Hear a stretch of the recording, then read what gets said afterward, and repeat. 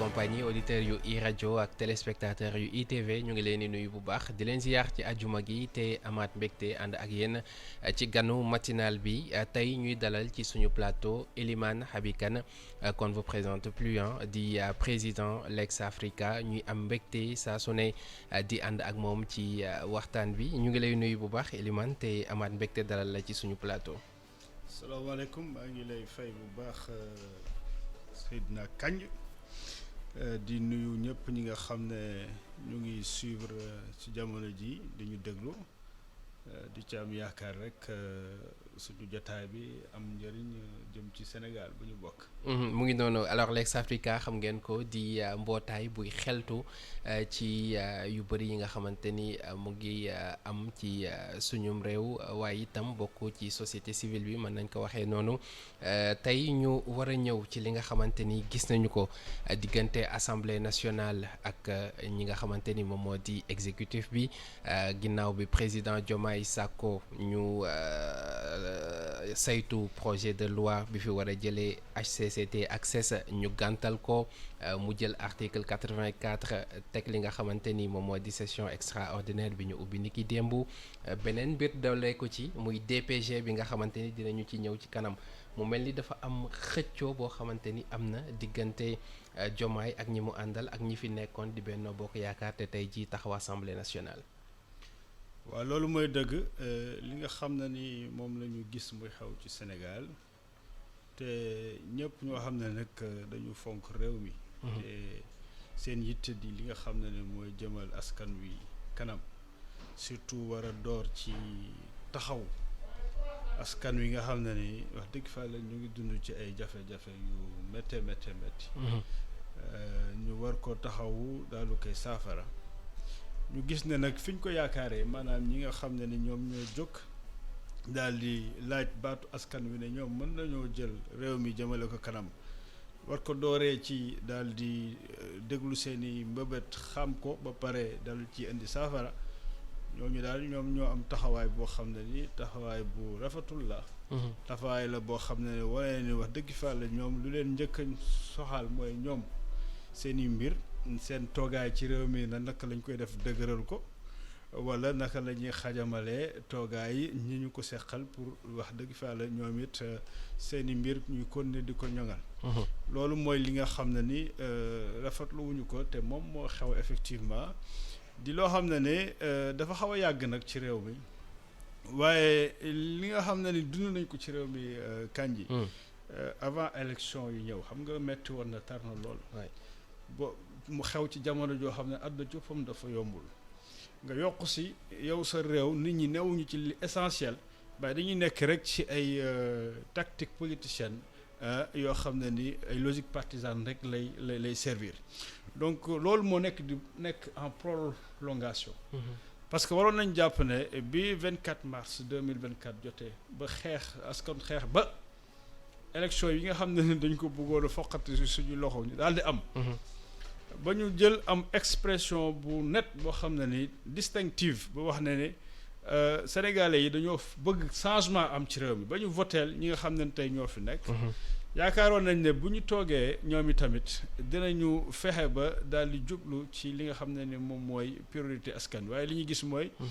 prolongation jongante politique boobu mooy fi am ba tey jii nii. kon rupture bi ñu doon wax depuis tout ce temps nemmeekoo guñ ko. noo ñëwagul parce que man rupture bi may xaar man. oui mooy bu ñu demee ba logique républicaine ak citoyenne ñu teg ko mu giital ko la patrie bi ñu doon wax avant le parti. loolu pour man mooy la vraie rupture. mais loolu nag ñoom yàgg nañ ko wax ñi fi jógee wax nañ ko defuñu ko. ñi fi ñëw tamit ñu fal leen fi ci slogan rupture loolu lañ doon yaakaar ci ñoom. waaye gis nañ ne li fi xew muy ay affaires yoo xam ne ci loo xam ne amul fayda trop sax booy seet alors ñu jël le pays en otage sur ay affaires yu mel noonu loolu daal gisuma ni rupture mu ngi ci.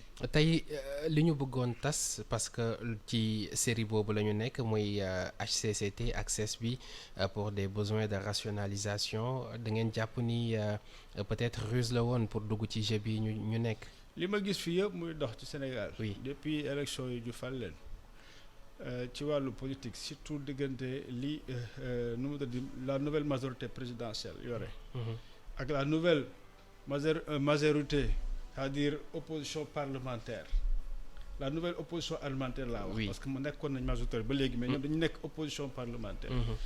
li ñuy teg boobu ba léegi di ko nos a ko nocci pour man c'est seulement dans le jeu politique donc les enjeux sont des enjeux de pouvoir absolument rien à voir par rapport aux priorités du Sénégal parce que li fi xew yëpp muy suppression des institutions yoo xam ne ni constitution moo ko fi teg du lu urgent même bu fekkee ne war nañ ko def parce que ci programme u Bassirou Diomaye Faye candidat à la présidence de la République la bokk donc c'est normal que moom mu exécuter loo xam ne daf ko def ci programme bi nga xam ne moom la nit ñi voté mais urgent wul dafa am leneen lu gën a urgent loolu loo xam ne ni moom la ñu war a jiital te gisuñu ñoom ñu jiital ko loolu mooy lan tey lu war a njëkk si wàllu politique laay wax mooy dañu fal régime bu bees di xaar ci moom rupture di xaar ci moom refondation de la République di xaar ci moom souveraineté économique yooyu c'est des chantiers sérieux yoo xam ne ni foofu la ñuy xaar véritablement ñu mobiliser Sénégalais yi ci ay waxtaan yu xóot yu sori ba ñu mën a ñëw ci loo xam ne dina lijjanti yaakaaru Sénégalais te loolu nag mënul jaar fenn fudul président de la République taxaw ak askan wi ne leen man fii laa bëgg a jëme Sénégal loolu nag mënul jaar ci lu dul premier ministre bi nga xam ne moom la dénk moom la constitution wax ne moom mooy dérouler le programme du président de la République qui définit la politique moom moo war a jàkkaarloog askan wi wax leen ne président kat fii la ñu bëgg a yóbbu très bien moo ñuy dugal mu leer moom mooy indi DPG très bien boobu mooy benn bi beneen dafa am beneen priorité mooy ban beneen priorité mooy li gën a am solo ci réew mooy ci booy seet loi yi après constitution loi bu gën a am solo mooy la loi des finances parce que loi des finances boo koy tëgg mooy dépense réew mi ci at mi réew mi foog muy demee dépense mais loi des finances 2025 ba tey nii dafa bloquer le processus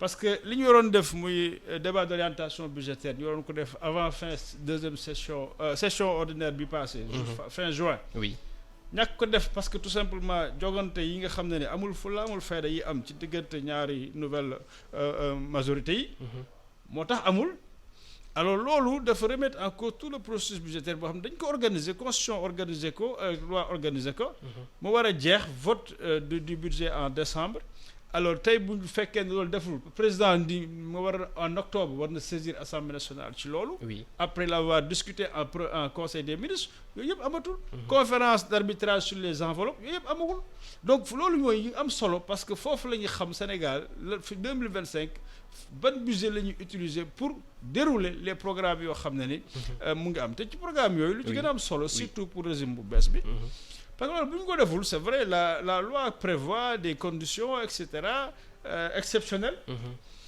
mais yow boo bëggee nga ne da ngay am un référentiel bu bees donc ça veut dire que yow il faut nga changer doxalin mais soo deful loolu naka ngay def tu vas tout simplement reconduire le budget de 2024 qui n'a absolument rien à voir ak peut-être nouvelle impulsion bi nga war a indi Sénégal su boobaa donc boo xëy def xëy na ay loi de finances rectificative nga fiy defaat encore pour changer kii bi donc yooyu mooy li nga xam ne ni sur le plan politique loolu mooy suñu ay priorité en même temps que nag les priorités sociales économiques mooy vraiment faire face aux défis de l'heure régler problème mu sénégalais yi sànq yaa ngi tudd DPG bi mu indiwaat coow depuis démb ci guddi parce que gis nañu ni conférence des présidents démb dañu jàpp date muy le 11 septembre bi ñu jëm pour que Ousmane Sonko def déclaration de politique générale am parce que nee nañu li mu jëloon comme lay ni règlement intérieur bi réglé nañu ko mais Pastef ba tey nee nañu déet bu ñu sukkandikoo ci seen président ñoom groupe parlementaire di Ayib Daffé bu ñu kenn xaar Ousmane Sonko le 11 parce que du ko def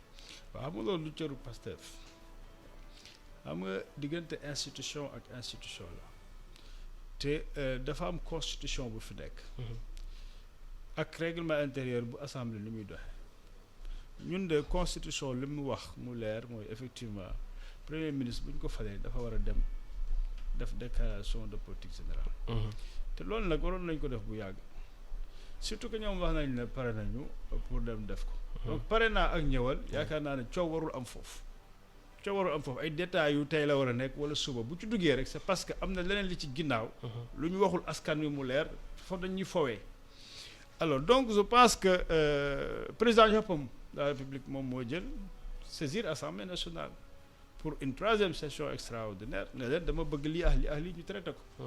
mais foofu la cëram yam. li ci des assemblée moo ko yore. assemblée mooy xool loolu def nañu réunion bureau conférence des présidents et cetera daal di déterminer l'agenda pour cette session extraordinaire ñu génn ko. maintenant ñun askan ñu loolu moo ñu intéressé c'est-à-dire président nee na premier ministre dafay dem def déclaration politique générale. assemblée nee na waaw na ñëw tel jour mais où est le problème.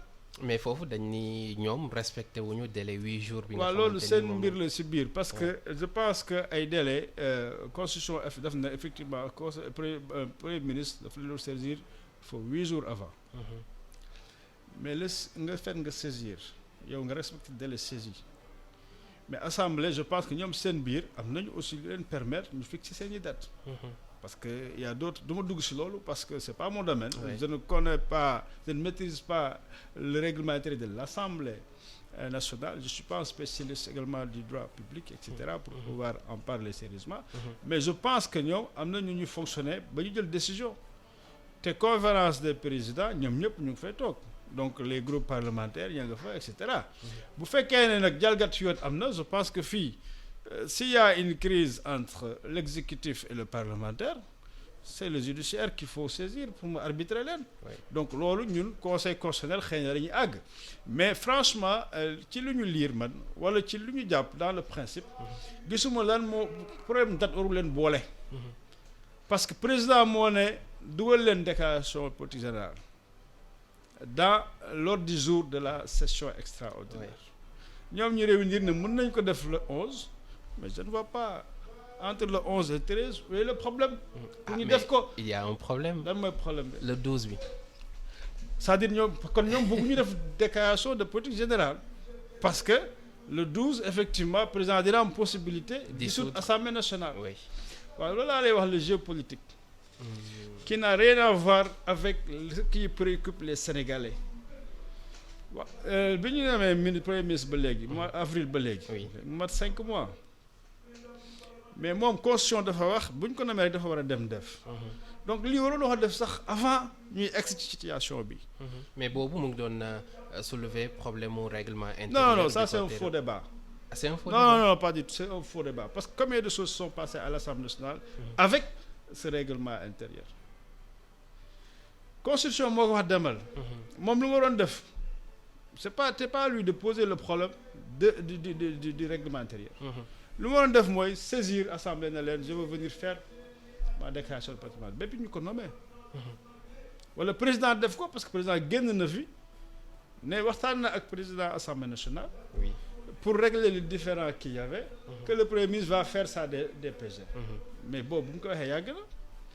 mais pourquoi aussi systématiquement saisir assemblée nationale ne leen premier ministre dafay ñëw def DPG.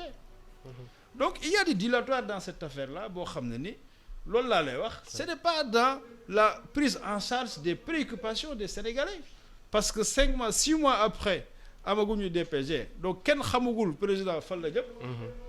loolu baaxul si réew bu fekkee ne on veut être efficace ou efficient si fekkee ne on veut mobiliser toutes les forces vives de la nation et tous les citoyens pour que ñu raame jëm ci benn boor defar Sénégal bu dee loolu moo leen intéresse cette affaire là warul nekk une affaire de 1 jour et 2 jours. Parce que bu fekkee ne c'est ça qui est autour derrière ça. C'est-à-dire que le premier ministre ne veut pas du tout faire la déclaration de politique générale devant cette assemblée nationale. Oui. Il peut avoir ses raisons. Il peut avoir ses raisons qui peuvent être que politiques ou personnelles.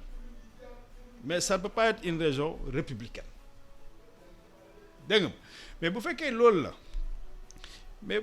loolu la léegi cela veut dire quoi? Cela veut dire que bu ñu tasee assemblée nationale. le 12 par exemple. oui moom deful DPG. il va falloir attendre une nouvelle assemblée nationale. oui boo xam ne ni mënul ñëw avant 3 mois. ñu soog a xam ñun c'est-à-dire 6 mois plus 3 mois 9 mois. te xamaguloo ñun fan la ñu président de la République du yóbbu. parce que loolu daf ko war a def jëmale ko ci askan wi te assemblée nationale la ko war a defee. donc est-ce que loolu jar na ko si on fait la balance C'est-à-dire si on fait la balance et on ne considère que les aspects politiques, je veux dire politiciens, pour prendre une décision, je pense qu'on manque de respect à tout un peuple. Man loolu mooy sama préoccupation à ce niveau donc rien ne l'empêche comme nee na pare na wax na ko bu yàgg. oui d'ailleurs promettre na le sax def ko ci devant une assemblée populaire. voilà xam nga mun loo yooyu tamit c'est des jeux politiciens. Je suis désolé. On ne peut pas maîtriser une institution pour dire que oui je vais aller oui d'accord il a la possibilité de le faire quand il veut il le fait d'ailleurs.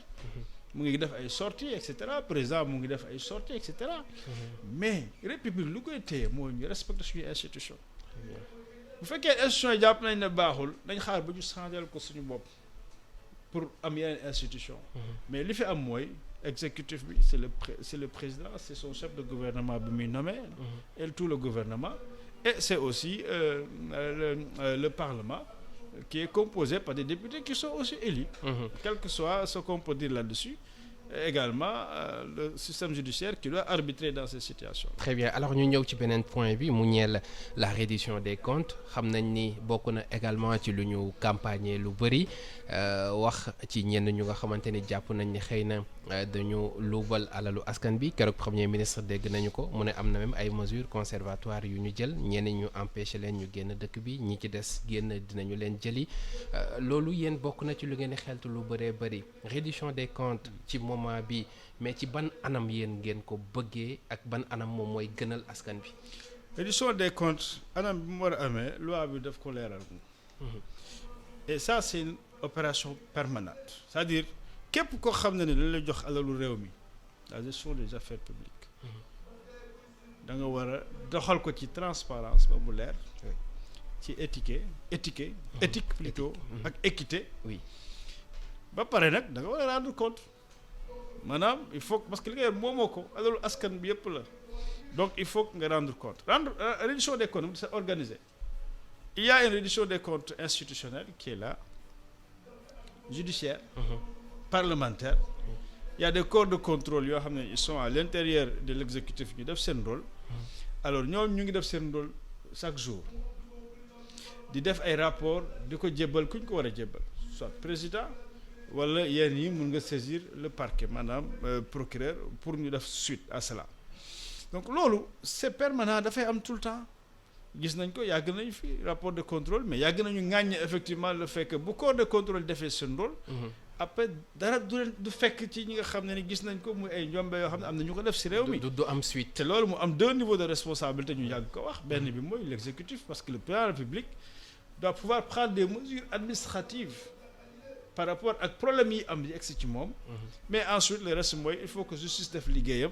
pour que ku def loo xam ne ni dafa jalgati yoon daal dal sa kaw loolu la mais moom beneen cas spécifique mooy ban lié au changement de régime le code de transparence de décembre 2012 dafay wax ne en cas d'élection d'un nouveau président dans les 3 premiers mois le gouvernement doit faire la situation de la gestion des affaires finances publiques y compris même budget beeg yëpp et cetera càmbar ko ba mu leer situation bu ko defee après à l'issue des 3 mois daf ko war a jox la Cour des comptes également à 3 mois donc ça fait 6 mois pour que état des lieux ba bu ñu ko defee mais ñu war ko publier c'est-à-dire tey askanu Sénégal dañu war a xam exactement lan moo nekk ci dossier yi de situation de gestion des finances publiques bu loolu amee xam nga Cour des comptes coppam moom cour la oui juridiction la donc bu gisee ay problème moom coppam war na saisir boppam daal lu koy régler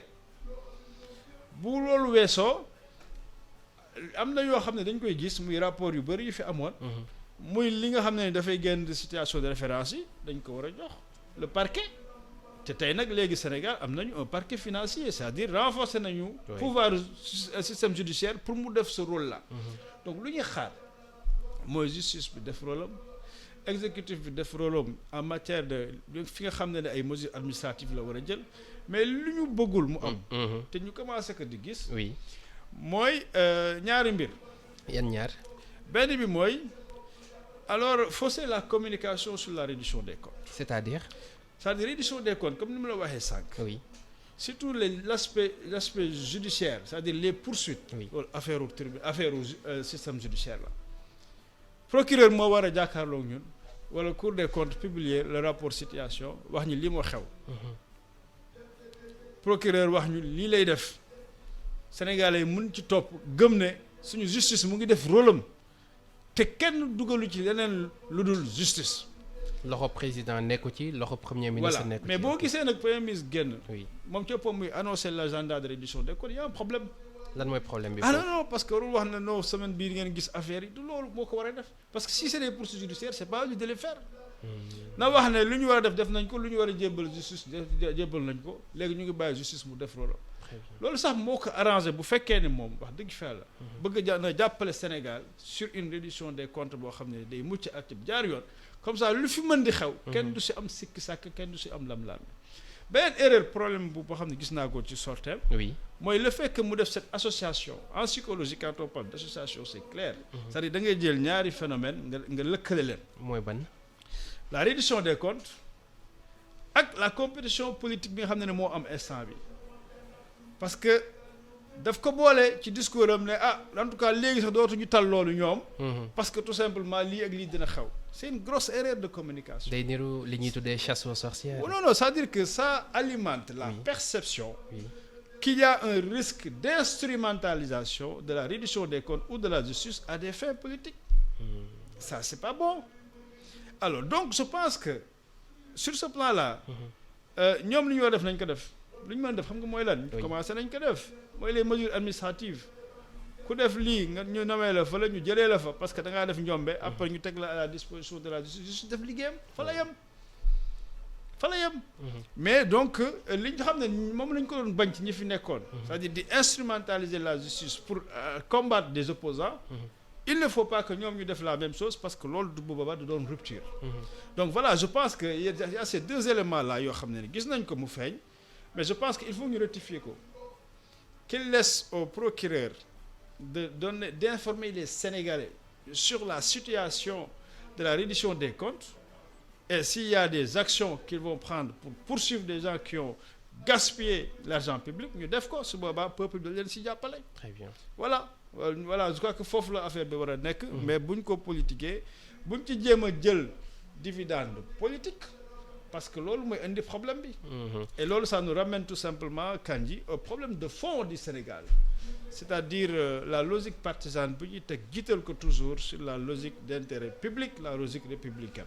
merci beaucoup Elimane Habib Kane di fàttali ne yow yaay njiital Lex Africa ñu amoon mbégte bu baax dalal la ci ganu matinal bi waxtaanee ñetti ponk bokk na ca assemblée nationale ak exécutif bi xëccoo bi nga xamante ni am na ci DPG bu président Ousmane Sonko ak reddition des comptes premier ministre Ousmane Sonko ñu ngi lay sant bu baax a baax te di la gërëm amoon nañu mbégte dalal la ci suñu plateau. maa ngi lay gërëm di la sant di am mbégte ñëwaat fi tamit pour waxtaan ak aussi sénégalais jërëjëf. merci à vous chers auditeurs téléspectateurs yi à 13h30 mën ngeen ko toppaat ci ITV mën ngeen ko am également ci suñu chaîne YouTube di ITV Sénégal sant leen gërëm leen mu nekkoon le dernier numéro de la semaine jox leen rendez-vous semaine prochaine incha allah ak yeneeni invité de 7h30 à 8h ci l'invité de la matinale merci Amady Sy moom moo féete woon ci xarale gi si kàddu gi Mohamed Kandji la woon jaa ngeen jëf ci ànd bi très bonne journée à tous.